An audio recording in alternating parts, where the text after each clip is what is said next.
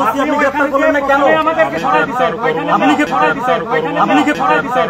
আপনি কি কোনো সিন ক্রিয়েট করতে আমরা কোনো সিন ক্রিয়েট করতেছি না, আমরা কোনো সিন ক্রিয়েট করতেছি না। আমি কি কোনো সিন ক্রিয়েট করছি? আমরা আপনি আইন কি করতে পারেন? আপনি তো নিজেরই মেরুদণ্ডহীন মানুষ। আমি মামলা ছাড়া কাউকে গ্রেপ্তার করব না, খুবই ঠান্ডা মাথায় জানিয়ে দিলেন।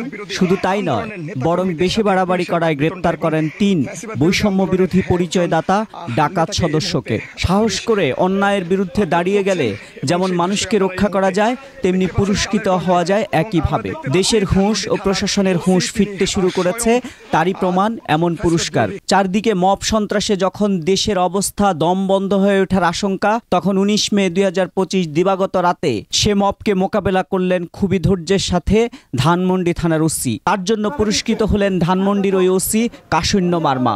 পেশাদারিত্ব ও ধৈর্য সহকারে মব নিয়ন্ত্রণের অনুকরণীয় দৃষ্টান্ত স্থাপনের স্বীকৃতিস্বরূপ ধানমন্ডি থানার ভারপ্রাপ্ত কর্মকর্তা কাশৈন্য মারমাকে বিশেষভাবে পুরস্কৃত করেছেন DMP commissioner Sheikh Mohammad Sajjad Ali NDC.